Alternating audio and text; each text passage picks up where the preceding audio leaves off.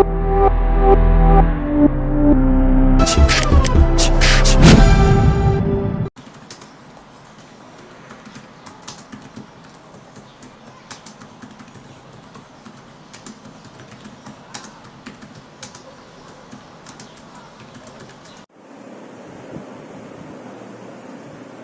এখন যে লেটারটা নিয়ে আলোচনা করছি এটা হচ্ছে ক্যান্সেলেশন অফ অর্ডারের লেটার। ঠিক আছে, দেখো কোশ্চেনটা কি বলেছে, বলছে draft a letter cancelling the order that you have placed with the supplier. এই ক্যান্সেলেশন অফ লেটার তোমাদের মানে ইউনিভার্সিটির কোশ্চেনে অনেকবার এসেছে, সুতরাং এই কোশ্চেনটা পড়ে রাখতে হবে, এই কোশ্চেনটা আসতেই পারে। তো প্রথমে যেমন লেখা আছে এগুলো তো নতুন করে বোঝানোর কিছু নেই, এগুলো তোমরা সবাই জানো, অলরেডি শিখিয়ে দিয়েছি।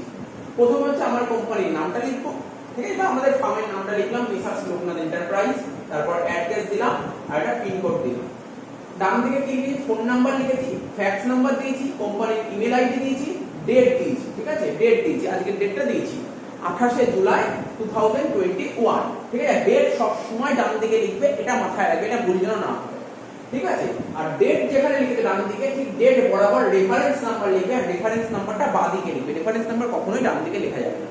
ঠিক আছে, তো রেফারেন্স নাম্বারটা তুমি লিখেছো এল মানে লোকনাথ এন্টারপ্রাইজ বলে এল ই 15 নাম্বার লেটারটা 15 নাম্বার লেটার হচ্ছে, আর এটা 2021 সালে। তারপর আমরা কাকে লিখবো, আমরা যে অর্ডারটা ক্যান্সেল করব যেই কোম্পানি থেকে আমরা মালগুলো পারচেজ করব, অর্থাৎ সেই কোম্পানিকে লেটার লিখবো, সেই কোম্পানির নাম কি, বিপাশা ইলেকট্রনিক্স। ঠিক আছে, বিপাশা ইলেকট্রনিক্স কে আমরা চিঠিটা লিখছি। বিপাশা ইলেকট্রনিক্স এর কাকে চিঠি লিখবো, সেলস ম্যানেজারকে চিঠিটা লিখবো। ঠিক আছে, এদিকে চিঠিতে to the sales manager Bipasha Electronics এর অ্যাড্রেস দিয়েছি 19 Park Street Kolkata, pin code দিয়েছি কলকাতা 16। তার মানে আমরা অর্ডারটা লিখছি, অ্যাকচুয়ালি আমরা অর্ডার করেছিলাম, কেন অর্ডারটা ক্যান্সেল করছি, ওরা টাইম মতো আমাকে মাল সাপ্লাই করতে পারেনি, তাই আমি বাধ্য হয়ে আমি অর্ডারটা ক্যান্সেল করছি। তা কাকে অর্ডারটা ক্যান্সেল করব, যাকে অর্ডার লিখেছিলাম তাকেই অর্ডারটা ক্যান্সেল করব, অর্থাৎ যেই কোম্পানিকে আমরা অর্ডার করেছিলাম সেই কোম্পানিকেই আমরা চিঠি লিখবো অর্ডার ক্যান্সেলেশনে। তাই এখানে সেই কোম্পানির নাম লিখেছি, সেই কোম্পানির কাকে লিখবো চিঠিটা, সেলস ম্যানেজারকে চিঠিটা লিখবো। বোঝা গেল? সাবজেক্টটা কি, সাবজেক্ট হচ্ছে cancellation of order, dear sir. ঠিক আছে, কেউ ডিয়ার স্যার লিখতে পারো, কেউ রেসপেক্টেড স্যার লিখতে পারো, কেউ শুধু স্যারও লিখতে পারো। ঠিক আছে, তারপর কমা। আচ্ছা, লেটারটা এটা হচ্ছে বডি, এটা হচ্ছে বডি পার্ট তিনটে পার্টে হবে, বডি তিনটেতে হবে। ঠিক আছে, তিনটে পার্ট হবে, বডি তিনটে পার্ট মানে তিনটে প্যারা হবে। এটা হচ্ছে ফার্স্ট প্যারা, দেখো এটা হচ্ছে ফার্স্ট প্যারা, এটা হচ্ছে সেকেন্ড প্যারা, আর এটা হচ্ছে থার্ড প্যারা, তিনটে প্যারাতেই লিখবো। ঠিক আছে, প্রথম প্যারাতে কি লিখবো, প্রথম প্যারাতে আমি জানাবো, অর্থাৎ যাদেরকে চিঠিটা লিখছি বিপাশা ইলেকট্রনিক্স এর সেলস ম্যানেজারকে আমরা জানাবো কি, আমাদের অর্ডার নাম্বারটা বলবো, কত তারিখে অর্ডার করেছিলাম সেটা বলবো, এবং আমাদের এক্সপেক্টেড ডেলিভারি ডেট কবে ছিল, অর্থাৎ আমরা তো বলেছিলাম এই তারিখের মধ্যে আমাকে অর্ডারটা কমপ্লিট করে দিতে হবে, অর্থাৎ আমাকে মালটা দিয়ে দিতে হবে, সেটা বলবো। তাই দেখো এখানে লিখেছি আই হোপ দ্যাট, ঠিক আছে, আমরা আশা করছি যে you are in receipt of our order number LE10 2021 dated 26/21, ঠিক আছে, for the supply of 200 pieces of AC by 27/21। তো দেখো একদম ইজি, কোনো কঠিন জিনিস লেখা নেই। আমরা আশা করছি যে আমরা যে অর্ডারটা করেছিলাম, কোন তারিখে অর্ডার করেছিলাম, আমরা অর্ডার করেছিলাম এই তারিখে 20 জুন 2021। এই ডেটটা কিন্তু ভাইটাল, ডেটটা ভালো করে দেখবে। তুমি চিঠি লিখছো জুলাই মাসের 28 তারিখে, তুমি চিঠি লিখছো কবে, জুলাই মাসের 28 তারিখে চিঠি লিখছো, কিন্তু তুমি অর্ডার করেছিলে কবে, আগের মাসে, অর্থাৎ জুন মাসের 20 তারিখে তুমি অর্ডার করেছিলে। এখানে এই ডেটটা কখনোই যেন এই ডেটের পরে না হয়, এটা তোমাকে মাথায় রাখতে হবে। ঠিক আছে, এই যে এখানে তুমি চিঠি লিখছো, এই তারিখে তুমি চিঠি লিখছো, এবং এই তারিখের আগে সবসময় ডেটটা হতে হবে। তার মানে আমরা যে অর্ডার করেছিলাম, আমরা আশা করছি আমরা যে অর্ডার করেছিলাম সেই অর্ডারটা তোমরা রিসিভ করেছো। ঠিক আছে, বিপাশা ইলেকট্রনিক্সের সেলস ম্যানেজারকে বলছি, এবার আমরা অর্ডার করেছিলাম কত তারিখে, ডেটেড মানে কত তারিখে অর্ডার করেছিলাম, এই তারিখে অর্ডার করেছিলাম। ঠিক আছে, আমাদের অর্ডার নাম্বারটা কত, কারণ ওরা তো অনেকগুলো অর্ডার পেতে পারে, আরে ওরা তো অনেকগুলো অর্ডার পেতে, আমাদের বলতে হবে এই অর্ডার নাম্বারটা, এই অর্ডার নাম্বার। তো এই অর্ডার নাম্বার কারোর হবে না, যেহেতু আমার লোকনাথ এন্টারপ্রাইজ তাই এলি করে দিয়েছি, এই অর্ডার নাম্বার কারোর হবে না। তার মানে আমরা অর্ডার করেছিলাম এই তারিখে, আমাদের অর্ডার নাম্বার ছিল এটা। ঠিক আছে, কি অর্ডার করেছিলাম সেটাও বলতে হবে, for the supply of 200 pieces of AC. ঠিক আছে, এসির অর্ডার করেছিলাম, 200 পিস এসি লাগবে।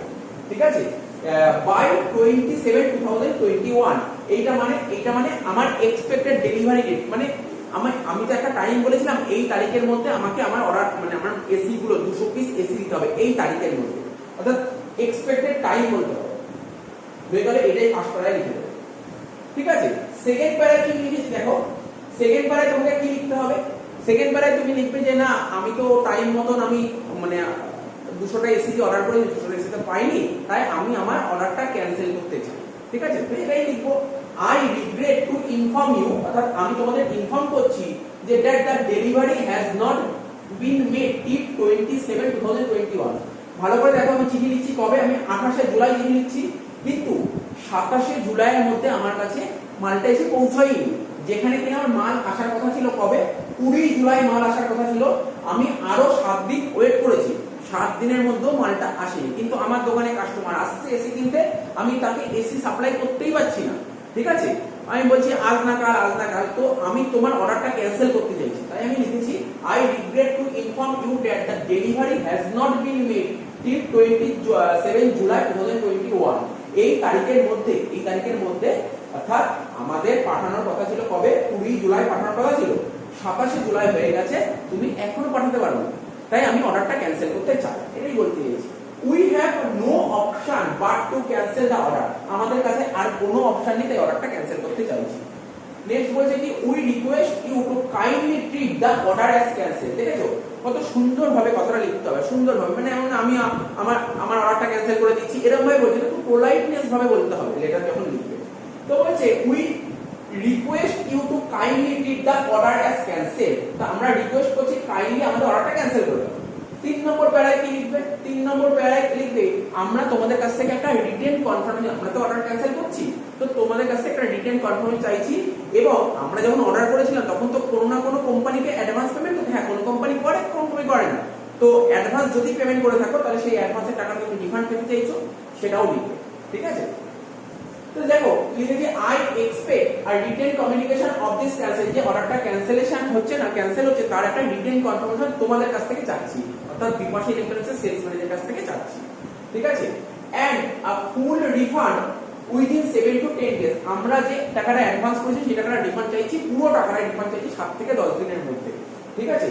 Please file enclose a copy of invoice, enclose মানে বুঝতেই পারছো এই যে লেটারটা লিখছি লেটারের সঙ্গে সঙ্গে একটা কাগজ লেটারের পেছনে জুড়ে দেবো, ওটা হচ্ছে এনক্লোজ।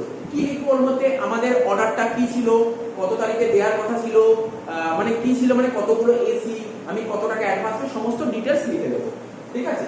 তো এই হয়ে গেল, জাস্ট এই 3টে প্যারাতেই লিখবে, আর কিছু লেখার দরকার। তারপর এখানে লিখবে থ্যাঙ্কিং ইউ, ঠিক আছে, ইওর ফেইথফুলি, আমার নাম লিখলাম, যেহেতু আমি লিখি প্রবীর কুন্ডু, কোন কোম্পানি হয়, আমার কোম্পানির নাম মেসার্স লোকনাথ এন্টারপ্রাইজ, পারচেজ মানে কোম্পানি পারচেজ, এইটুকু লিখবে 10 নম্বরের কোশ্চেন, ঠিক আছে। আশা করি বোঝা গেল, টুকে নাও।